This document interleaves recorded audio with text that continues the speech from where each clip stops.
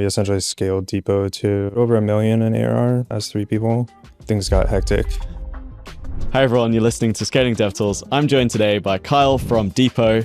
We talk about life as a founder. Don't spend like 3 years building a flippin' SaaS prototype. Like, it's the dumbest thing you can do. Go build something in a week and then go ask them, does this solve your problem? The best thing you can do as a founder is get to cash flow break even as fast as possible. When you do that, you control your destiny now. You control like what's the thing that you want to do next. There's groups of founders out there that fundraise money and they're effectively like serial fundraisers. And we talk a lot about pricing and really understanding your ICP. Don't market to developers, educate developers, share what you know. Developers appreciate transparency and visibility over everything.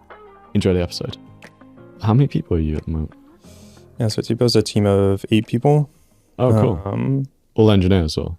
Mostly all engineering. We have an account executive that we hired back last summer. But yeah, the majority of folks is engineering.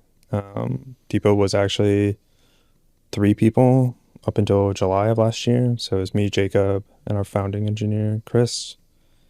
And we essentially scaled Depot to just a bit over $1 million in ARR. Oh, wow. As 3 people. That's great. And then, yeah, like things got hectic and crazy. That was a lot of customers to manage with just 3 people. It was approaching levels of like, we can't all work 80 hours a week every week. Yeah.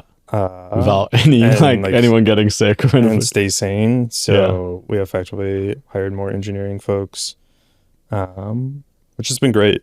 I think I like to say I'm the dumbest person that's working on Depot. Of all the people that are building Depot behind the scenes, like I'm definitely the dumbest one.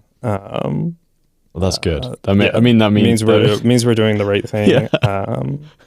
I think the folks that are behind the scenes, they do an awesome job of executing on different ideas and generating new ideas to try. I think one of the things that's super important as you're building really any startup, but like especially a developer tool startup, is you have to stay nimble. Like you have to be able to move fast.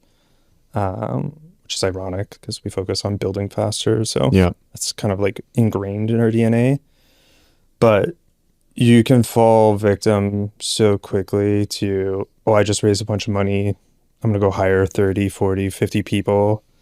And now like you're screwed. Like you're going to spend all of your time hiring, all of your time training those people and not like building product and solving problems. And so I think for us, we try to do everything as like a super lean and mean team. And it has downsides, like it's a lot of work, but it has a lot of upsides. I think particularly, I was talking to somebody yesterday, one of the upsides is you have to ruthlessly prioritize. And so you only work on the most important things. Because you only have so many resources to work on it. But yeah, it's a fun way of doing things. It's stressful and tiring, but it always feels like we're always pulling in the same direction, which I think is the most important thing. Yeah. And how do you work when there's so kind of few of you, especially even if you go back to like when it was just 3 of you, like, how was it running? So I think Jacob lives here in London. I live in the south of France, and then everybody else is back in the US. I guess US and Canada. And so when it was just the 3 of us, it was effectively Jacob and I handling anything like Europe and time zones before us, and then effectively passing off the baton to West Coast and US. That's still true today. It's just now we can have like a more proper like support rotation. So then not everybody is on support. We essentially can have like, okay, like as the sun moves across the globe, there's somebody that's covering these customers over here. And then there's somebody covering the US customers back in the US. Yeah. And then who's like, were you handling all the kind of like growth stuff yourself? Or? Yep. Handling all of the growth stuff. So pretty much founder led everything. And that's a little less true today. Like we have an account executive now, so he spends a lot of his time focusing on outbound sales motions and things like that, and handling a lot of the internal like legal negotiation for like inbound sales and things like that, which is like a major help. But even today, like there's a lot of founder-led things. So like founder-led marketing. So it's largely Jacob and I, well, largely me. Jacob does not like being the face of the company so much. He likes being behind the scenes, but when there's an opportunity, he definitely like steps up to the plate and does it too. But yeah, we lean very heavily into like what can we accomplish as founders. And I think we've gotten to where we are today based on that. Yeah. I think we're starting to see like the problems with that, like the pain points. One of the challenges when you go founder-led everything is eventually you have to pass it off to somebody. Because it becomes, as you go through you move through the founder journey, there's like, what's the thing I should be focusing on and doing? And that changes over time. Like as the company progresses, as your ICP progresses, maybe you move up market, maybe you have different sales motions, whatever the case might be. Your focus changes. And so one of the problems with like founder-led things is effectively like we hold all of the context. Yep. We know how it got to this point and we hold all of the context. And I think the thing that we're learning at Depot is how do we pass off that context now? Yep. Because it sounds simple to be like, oh, like write it all down, right? Document it. The reality is like Depot's 3 years old now. There's 3 years worth of context like built into every decision, every customer. And so you kind of have to, I think the thing that we're leaning into at the moment is whoever we're passing this context off to essentially becomes like the third co-founder for the first 6 months. Yeah. Like they're in part of everything. Because that's Jacob and I's reminder of like, oh, this person doesn't have this context. And so then we give the context, and like explicitly having them in those calls or whatever it might be reminds us of like, oh, like we need to pass off this context. Yeah. Scaling DevTools is sponsored by WorkOS. If things start going well, some of your customers are going to start asking for enterprise features. Things like audit trails, SSO, skim provisioning, role-based access control. These things are hard to build, and you could get stuck spending all your time doing that instead of actually making a great dev tool. That's why WorkOS exists. They help you with all of those enterprise features, and they're trusted by OpenAI, Vercel, and Perplexity. And if you use them for user management, you get your first million monthly active users for free. I honestly don't know any dev tools that have 1 million monthly active users, apart from GitHub maybe. So that'll get you pretty far. We use WorkOS to effectively add all of the SSO and skim to Depot. It's single-handedly like one of the best developer experiences I've ever seen for what is like a super painful problem if you were to go and try to roll that yourself. So for us, we can effectively offer SSO and skim, and it's like 2 clicks of a button, and we don't ever have to think about it. It's like one of the best features that we can add to Depot. It's super affordable, which effectively allows us to like break the SSO tax joke and essentially say like you can have SSO and skim as like an add-on onto your monthly plan. Like it's no problem. So it really allows smaller startups to essentially offer like that enterprise feature without a huge engineering investment behind it. Like it's literally, you can just use a tool behind the scenes and our life is exponentially easier. And then kind of like going back to like, you mentioned it, you got to 1 million ARR with just having the 3 of you. Mm-hmm. What were the biggest things that you did to kind of be able to do that? Yeah. Well, it's interesting. Like when you're thinking about developer tools, and particularly like building a business around developer tools, developers are probably one of the hardest groups of people to build a business around. It's not because they don't have problems. They very much have problems that they want solutions to. But they're not stupid. Like they are incredibly brilliant people. And so I think for us, how we managed to scale Depot to $1 million in ARR is just the three of us. Is we built the things that resonated with us as engineers. We built the solutions to the problems that we faced as like platform and DevOps engineers. I mean, that was like the origin of Depot. And so then everything that we write, everything that we put out into the world is like meant to message to us as engineers, not to us as a CEO and a CTO or whatever, right? Or some magical Fortune 500 VP of whatever. It's like to speak directly to engineers. And it's like, hey, like your builds suck. Yeah. You probably hate dealing with this. Like, let's change one line of code to make your builds faster. So I think to get to where Depot was last July, it was effectively leaning heavily into like what would resonate with us, what's the content that we can put out into the world that's helpful. So like don't market to developers, educate developers, share what you know. Even to this day, like everything that we build, it usually follows like a pretty predictable pattern. Is like we come up with an idea, usually based on a customer asking for something. And this is for a feature, or it's for a feature or a new product, whatever it might be. Yeah. So a customer asks for something. Sometimes it can be 5, 6, 10 customers asking for similar things, and we like digest that down into like what's the common thread here.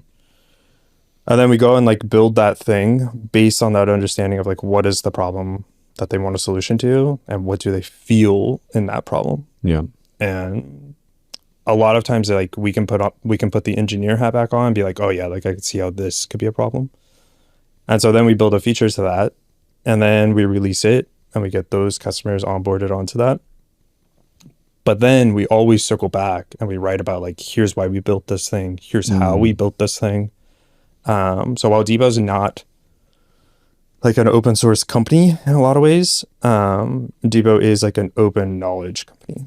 So we effectively like anything that we build, we share how we built it and what we're doing behind the scenes. And some people like open their eyes at that of like, I get this question a lot of, well, are you like worried that your competitors could go build that? Yeah. And the simple truth is like, if they want to go build that, like have at it. Like that's not going to be the thing that makes or breaks the business, right? What makes Depot is the people building Depot. Yeah. Not necessarily the features that we ship out into the world and how we built them. Yeah. It feels like everyone wants to buy from the company that's actually like figuring the things out. Yeah. Not the company that's copying how the other guys figured it out. Yeah. In a sense. And it's like creating that. Yeah. I think that's 100% true. I've never heard it's like said so concretely. But there is this idea of like, when you look at especially the developer tool space, you can look at one particular segment of a developer tool space and there's probably 5, 6, maybe 10 companies building in that space. And they're all like solving some very similar problems and they all have some amount of traction and customers, but eventually like one pulls away from the rest. Yeah. And I think it's because of that, where it's like one is actually focused on like solving the problems and the others are just trying to like chase the business and the market by chasing what the other company is building. Yeah. Yeah. That's really cool.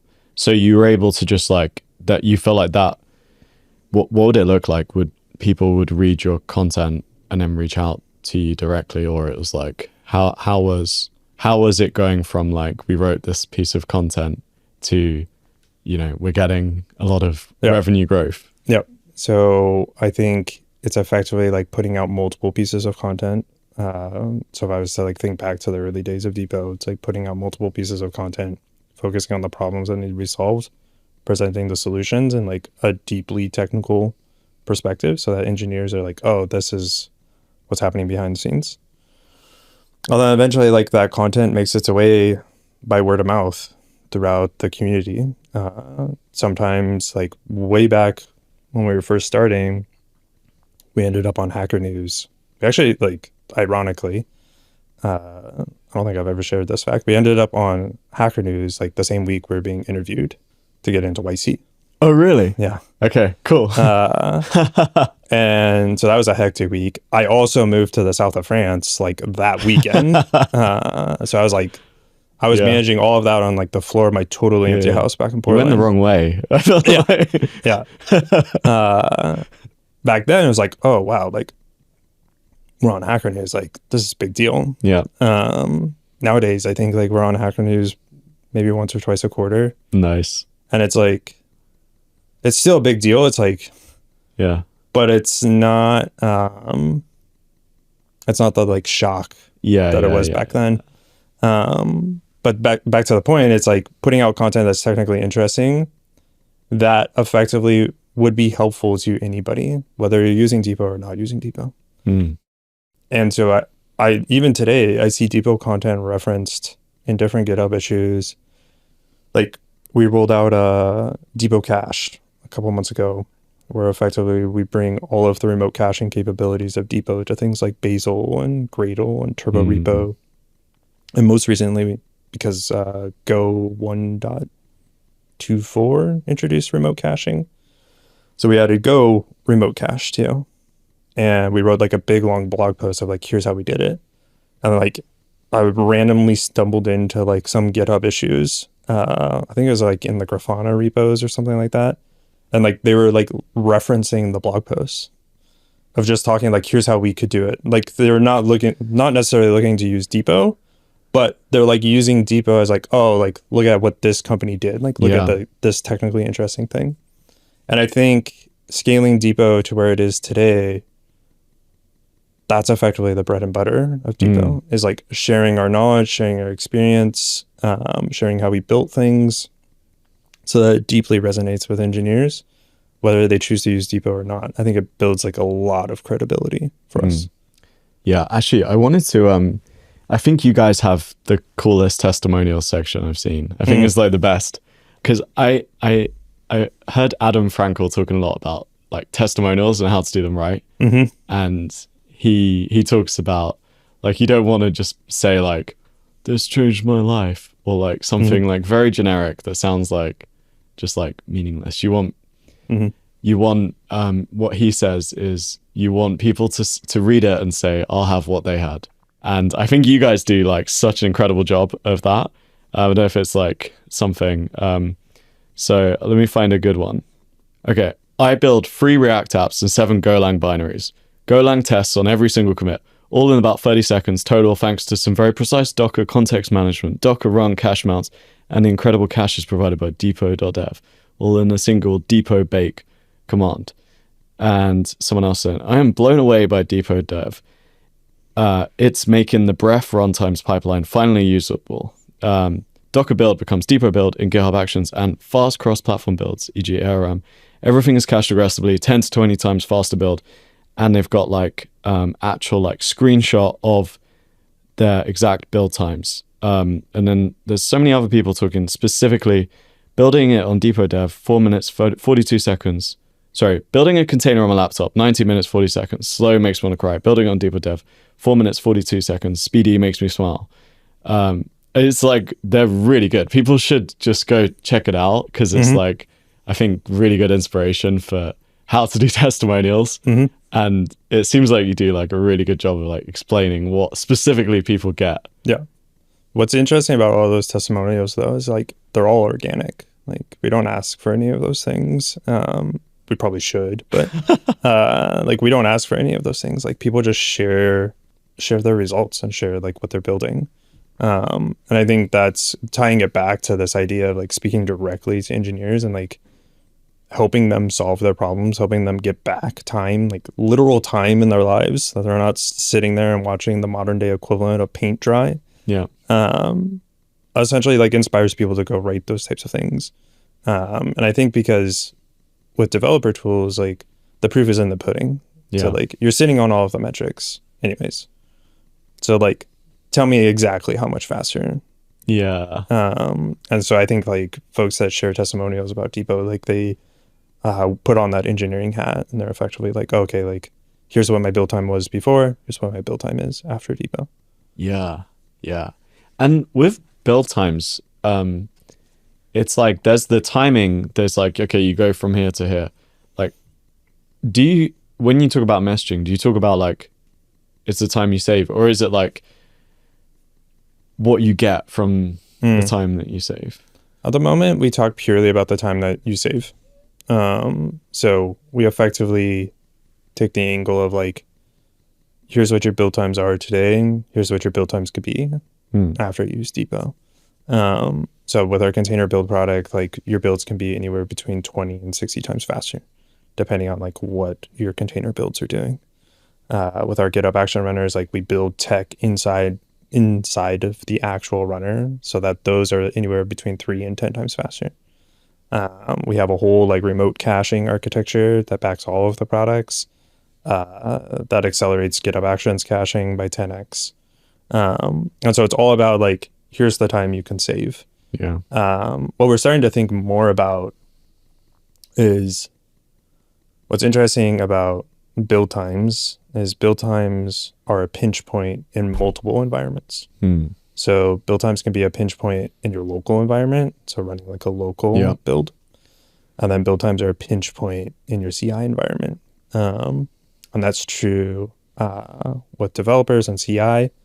It's going to be true with AI agents in the future. Like the build is the pinch point in everything. And so what we're starting to think more about is like, what is the actual like dollars associated to that time saved? Which isn't, it gets into like fuzzy math because you have to get into like heuristics of like, oh, okay, like what's the developer salary, blah, blah, blah, blah, blah.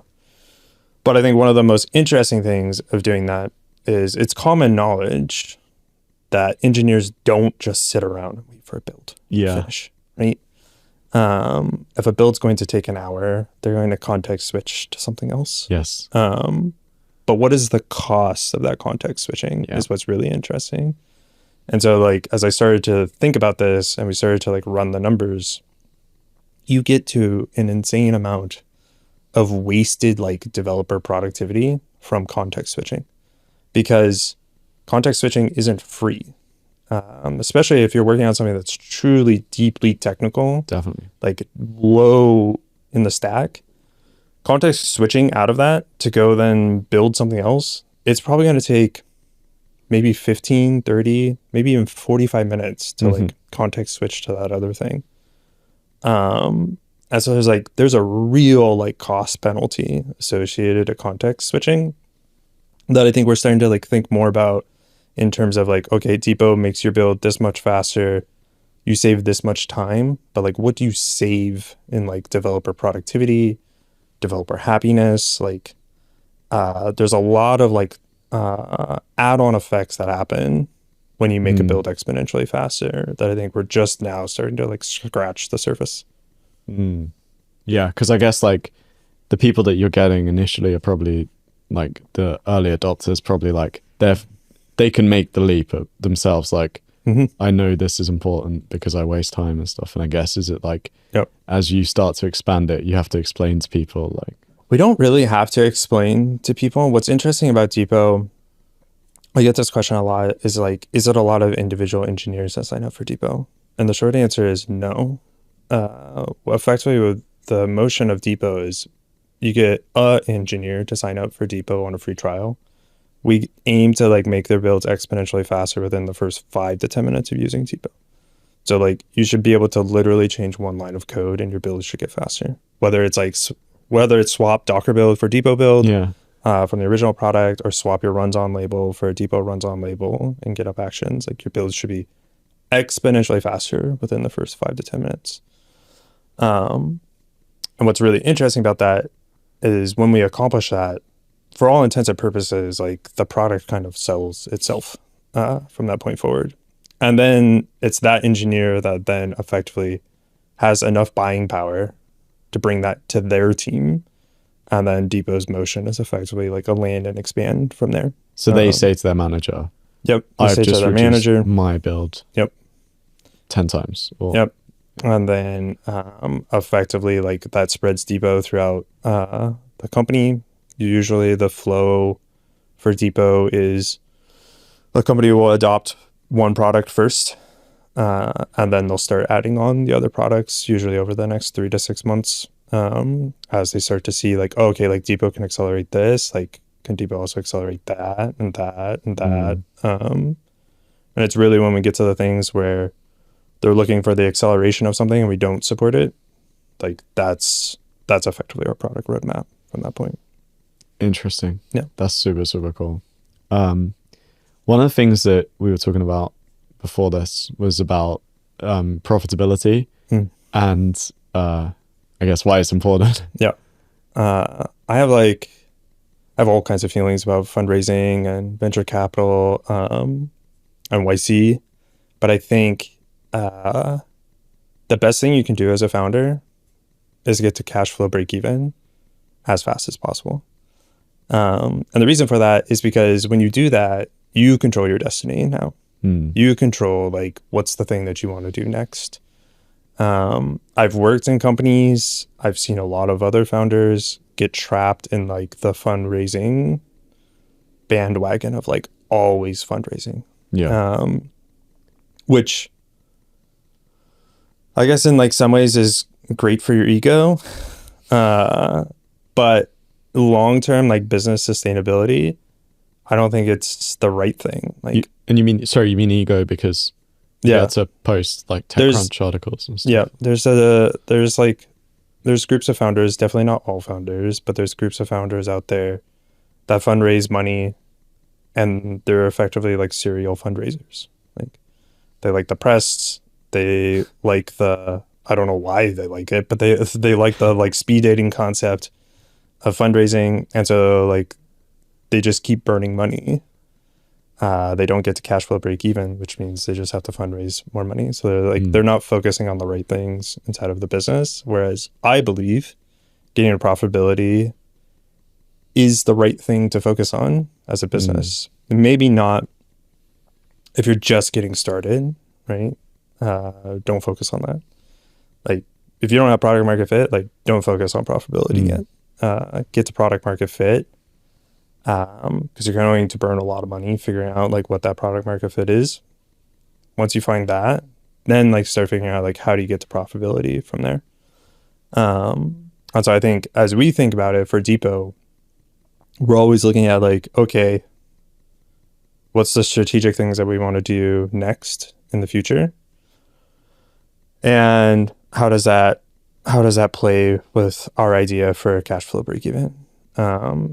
And as long as we have like a strategic roadmap in mind of like, we're going to burn this much money to accomplish this strategic goal, that's fine. Like if you know that you're burning that money to get to this goal and that's going to push you further from cash flow break even, that's okay.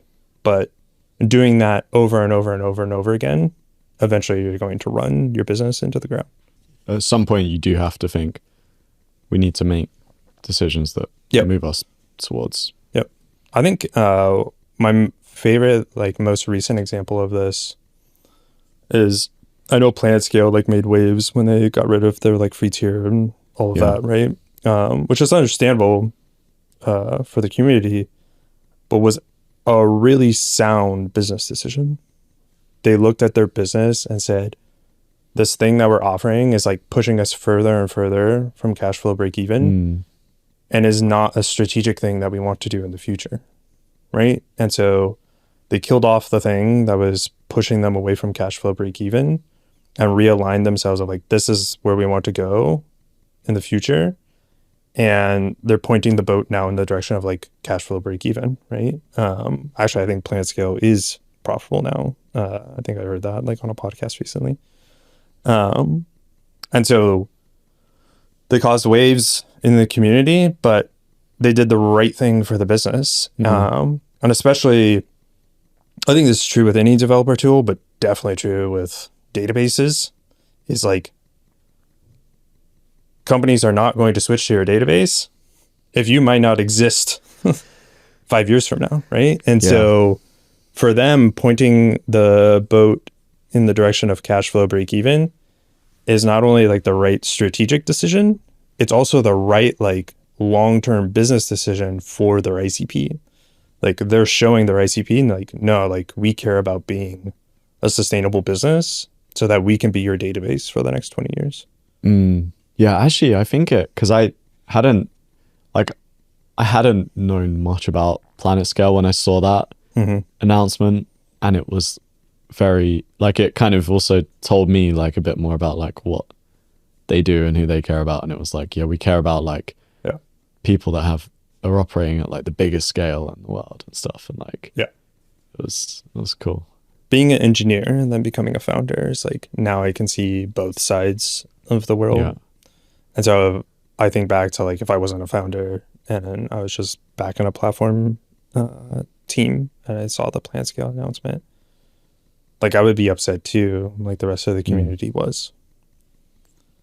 But I think now being a founder, what I've learned is every business has an ICP. Yeah. Every business has a strategic vision that they want to get to. And the reality is like not every developer under the sun is going to fit into that ICP. Yeah. In fact, they shouldn't. And not every company is going to agree with your strategic vision, right? Yeah. So like, you don't need to sell to every company in the world. You just need to sell to the companies that would benefit from your solution, that are facing the problems that you're solving. And I think it can be challenging for folks that are like outside of that world to like fully understand what it looks like to run a business from the inside. But that's what you're always thinking about as a founder, is like, is this company in our ICP? Like, should we like consider what they're saying? Should we not consider what they're saying? And it really takes like time and scar tissue of like that decision and thought process to figure out like, okay, I can ignore this one, do this one, I can ignore that one, do this other one. But it also evolves over time, right? Like as you scale and grow the company, that decision-making process is also going to grow and evolve over time. Yeah. I guess the obvious question here is, do you guys have a free plan? We don't have a free plan. We essentially have an individual developer plan. It's $20 a month. That includes like a bucket of usage that comes with it. And then we don't allow you to like burst over on that individual developer plan. The reason for that particular aspect of it is you can get a lot of like not great ICPs that are not individual developers that then sign up for that plan when they should be paying for more of the feature set of Depot. That's like the inspiration behind that plan. We're actually in the process of moving back to a full like usage-based model. Okay. Yeah. And sorry. Can you explain that part again? Yeah, you can end up with effectively what we'll call startups. Yeah. Signing up for an individual developer plan. Yeah. And sharing an account. And then sharing an account. Yeah. Okay. And so what we do is we limit the number of build minutes that they can do on the platform. Because if you're truly an individual developer, like the number of build minutes we give on that lower plan is going to be more than enough for what you're doing. And if we do have an individual developer that hits that limit and they send us an email, we essentially add a bypass for them and we allow them to like burst over. Okay. But we put like tighter controls around that. But we're kind of like doing away with all of that and moving back to a usage-based model at the moment. Why is that? It's a good question. I talked a little bit before of building Depot so that it resonates with us as engineers. But I think as time has gone on, we've built a pricing model that works well for us as founders, but doesn't necessarily resonate with us as engineers. And so when I think about how I want to use developer tools, I want as little friction as humanly possible. I essentially want to be able to sign up for the tool, get going in 5 minutes, and then see results. And at the moment, with our current like tiered pricing, where it's $20 or $200 a month, depending on which plan you choose, it's forcing engineers to have to like think about the price and the costs. Whereas I want them to be focused on like, how do I make my builds faster? And one of the best ways to accomplish that is to not charge people if they're not using the product, right? So if they sign up and they have a 1 month lag because they're addressing some big security thing or whatever it might be, some compliance thing, and they're not using Depot, like they're not getting value from Depot. So why should they pay for it? So for us, moving back to usage-based pricing is like removing the friction. It's like you can just sign up, use Depot. You'll pay per minute for the build acceleration products, or you'll pay for the storage for the cache products. And it'll be purely usage-based. Is there like a trade-off on like the psychology of like, oh, what if I sign up and then I do way too many build minutes and I get a huge bill or something? I think we also guard against that in that we have automated systems that detect like, okay, you're doing way more usage than you usually do. We reach out to you. It's like, is this expected? Like, is this going to continue? Because then like, if it is going to continue, like, let's get you on an annual contract and let's figure out like a pricing model that works sense for this volume.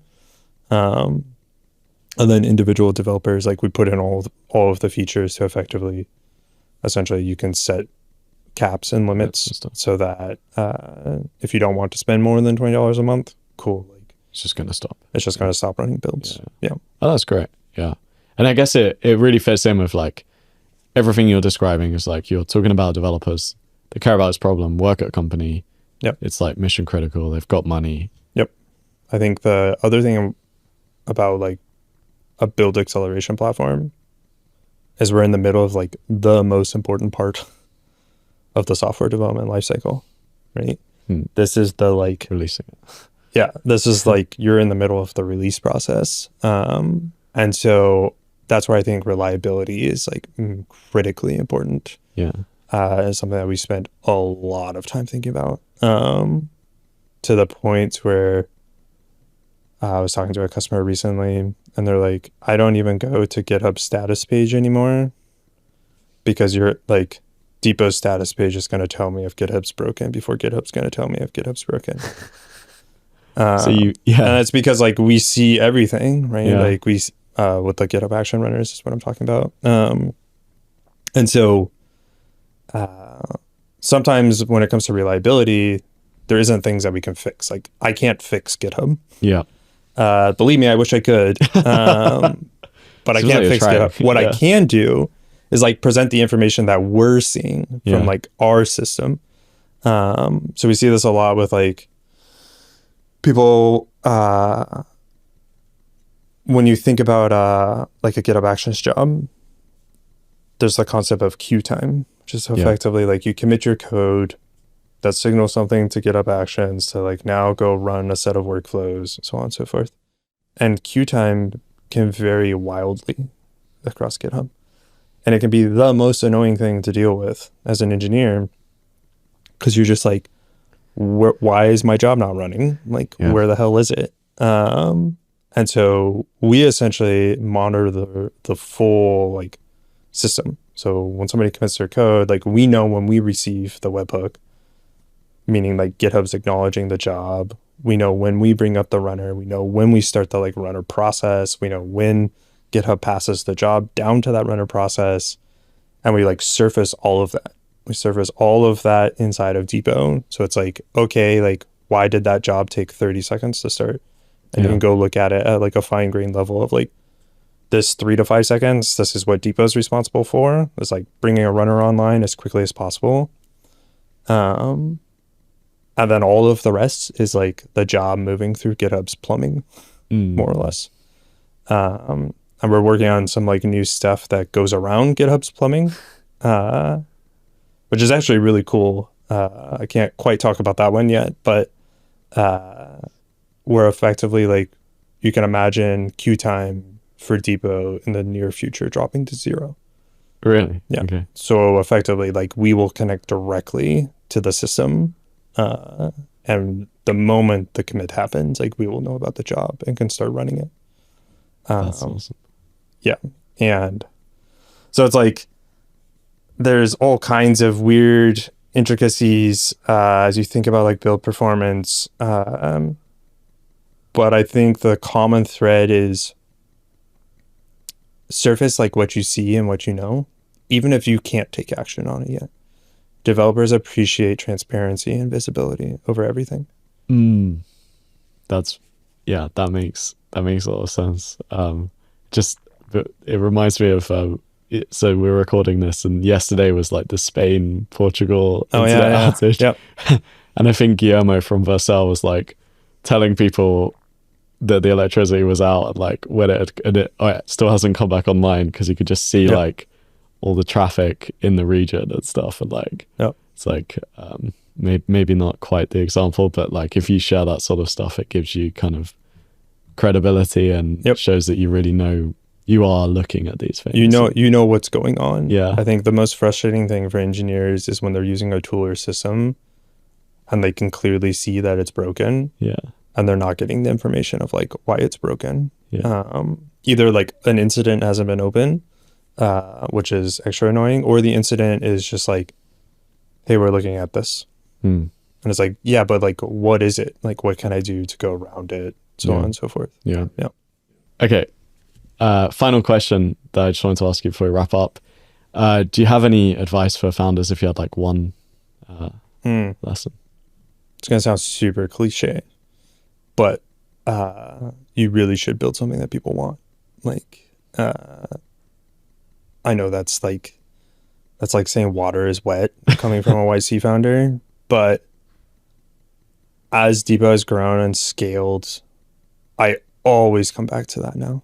I feel like probably the first 12 or 18 months, we like caught ourselves like wandering off of that path where you're like, oh, what if we built this thing or that thing? And you would like start going down that path. And then you would like look back and you're like, why are we building this thing? And when you like ask the, whatever it is it the 3 whys or the 5 whys or whatever? We were getting to the point where we were like dissecting it. And it's like, oh, we're building this thing because we thought we should build this thing. And that's a super slippery slope to be on, because as you find product market fit, especially in the developer tool space, your customers are going to ask for things. So listen to what your customers are asking for and go build those things. Those are the things that they want. And so build something that people want, and don't ever like lose sight of that. So like from the very beginning, from you don't have product market fit, go talk to people, go talk to your potential users or what you think are your potential users. Like, what is the pain they feel in their day-to-day job? Like, what are those pain points and how do they make them feel, right? And then go build solutions to those pain points as quickly as possible. Don't spend like 3 years building a flippin' SaaS prototype. Like, it's the dumbest thing you can do. Go build something in a week and then go ask them, like, does this solve your problem? Because they're going to tell you, like, if you talk to them and you build trust with them. And then that only, like, you just rinse and repeat as you progress. Even when you find product market fit, I think for us, our entire roadmap is just what people are asking for. And I think you can do that with any business. I think you can do that in any industry. It's just like listen to what your users are facing, listen to the problems they have, and go build solutions to them, because that's the stuff that they want. Amazing. Well, thanks, Kyle. Thank you. And thanks everyone for listening.